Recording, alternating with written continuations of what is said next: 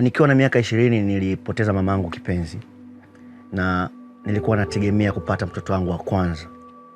Na kwa kijana kama mimi mwenye miaka 20 kwa kipindi kile, nilikuwa na kazi ngumu kwa sababu mamangu alikuwa anaumwa, na ndo nilikuwa naanza kasi yangu ya maendeleo ya muziki wangu.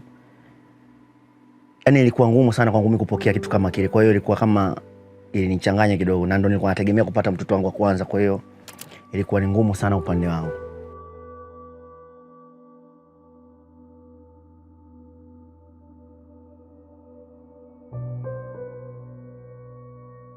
Mamangu kama mamangu kwanza, yani huaga sipendagi sana kumuelezea kwa sababu ni mtu ambaye ana vitu vingi sana ambavyo nikivikumbuka labda vinakuwa vinanichanganya kidogo au vinanikumbusha mbali.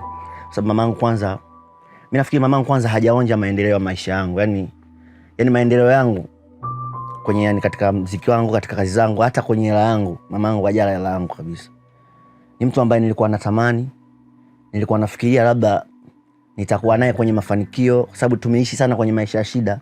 Sikutegemea kama hata siku moja labda nitakuja kufurahi nikiwa mamangu siko naye. Mamangu alikuwa mtu fulani mstaarabu sana, alikuwa anapenda sana kuniona mwanae anafika mbali. Mimi nilianza muziki kipindi mamangu yupo, japokuwa sijakaa sana naye katika kazi yangu ya muziki, lakini ni mtu ambaye alikuwa ananisupport sana. Nimetoa ngoma yangu ya kwanza, nimeenda kumwangalia mamangu, naona alikuwa na simu yake ndogo, lakini pia simu yake na ngoma yangu ni kitu ambacho yani alikuwa anapenda sana, kwa sababu mamangu mwenyewe alikuwa azani kama mwanae atakuja kuimba.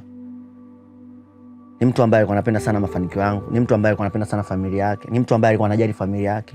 Tulikuwa tunakula, alikuwa anauza samaki, alikuwa anahangaika imradi sisi wanae tule.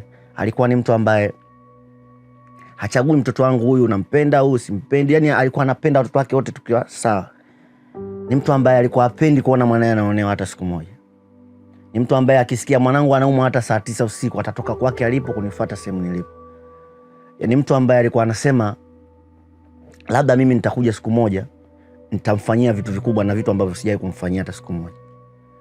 Mamangu alikuwa anaimba, alikuwa anapenda kuimba sana sana. Lakini sio mpenzi sana wa kusema labda ni muziki sana, lakini alikuwa anapenda sana kuimba taarabu asilia za zamani.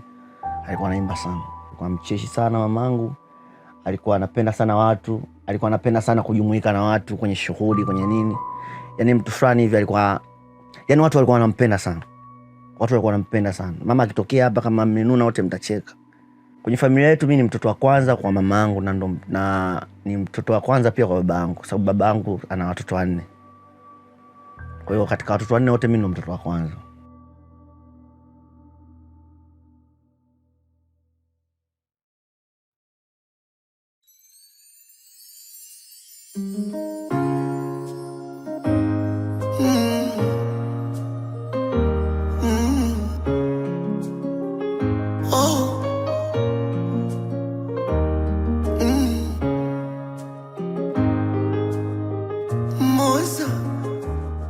Ugonjwa ambao umetoa uhai wa mamangu ni sukari.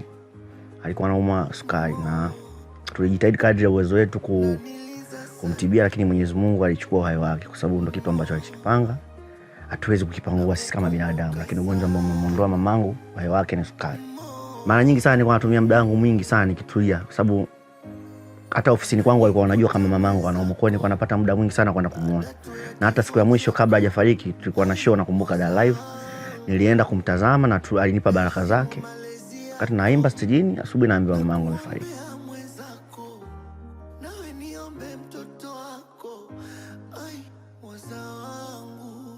Uongo zambi, naweza nikasema kulikuwa hakuna changamoto zozote kipindi mamangu anaumwa, kwa sababu nilikuwa napata huduma nzuri na nilikuwa nasaidiwa pia na uongozi wangu ambao nilikuwa nao kipindi kile. Kwa hiyo nashukuru Mwenyezi Mungu mpaka anaaga dunia alikuwa matibabu mazuri na kila kitu kwa inaenda vizuri.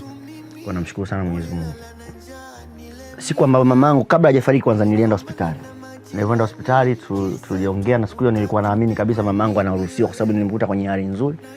Na niliongea naye na akanipa baraka zote, akaniambia wewe nenda kafanya kazi zako. Na nikamwacha pale hospitali. Nakumbuka tulikuwa na show da live. Tukaenda kuperform kwenye show.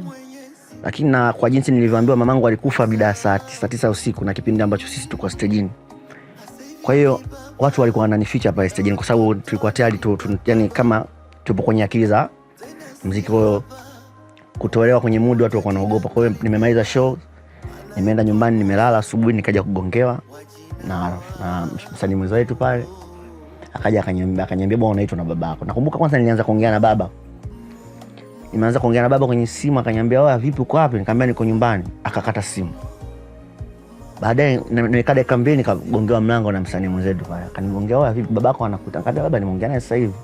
Akasema bwana wewe twende kwenda kule. Nikakuta Dubai pale kwa bibi yangu. Nikakuta Dubai, mimi nikajua moja kwa moja tu mama. Na nikakuta pale ndugu zangu wanalialia. Kwa hiyo mimi msiba nimeambiwa asubuhi baada ya kutoka kwenye show.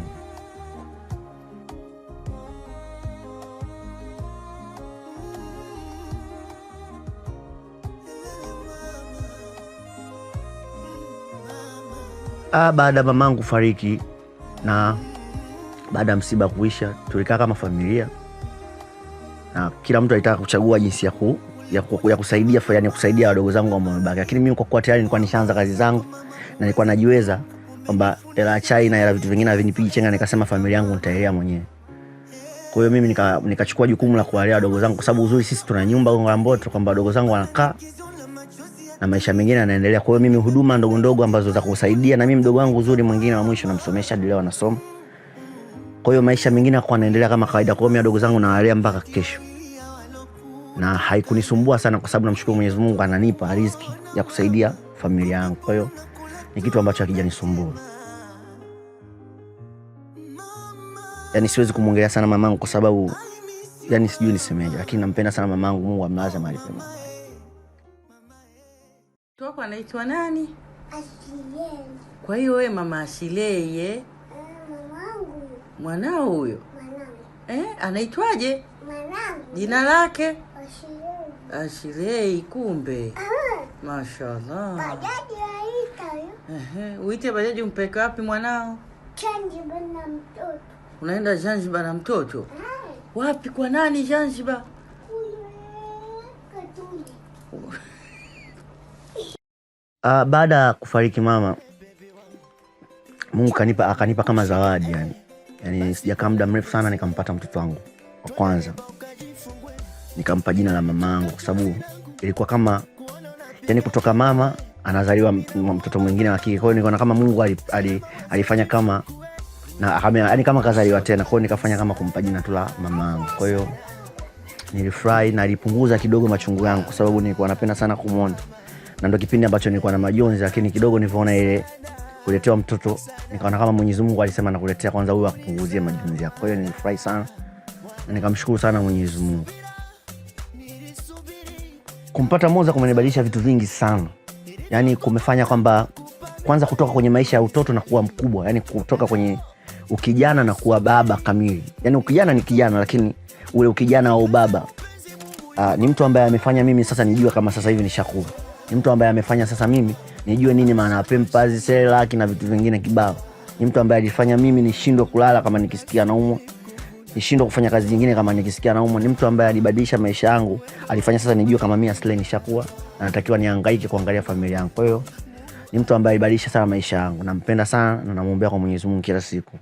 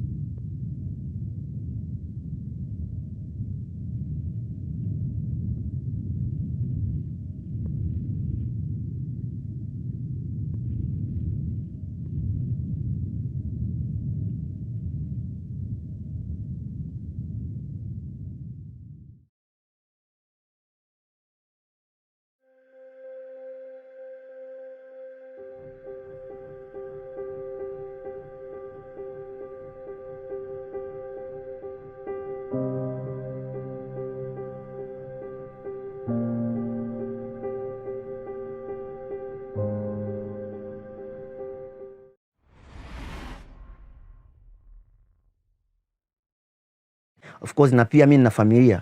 Nikiangalia wadogo zangu wote wananitegemea. Na mimi ndo kama nilikuwa nimechanganyikiwa, siko sawa. Nikiangalia mtoto wangu ananitegemea, nikasema hivi vitu vitaenda mpaka lini? ngoja nirudi kwenye kazi yangu.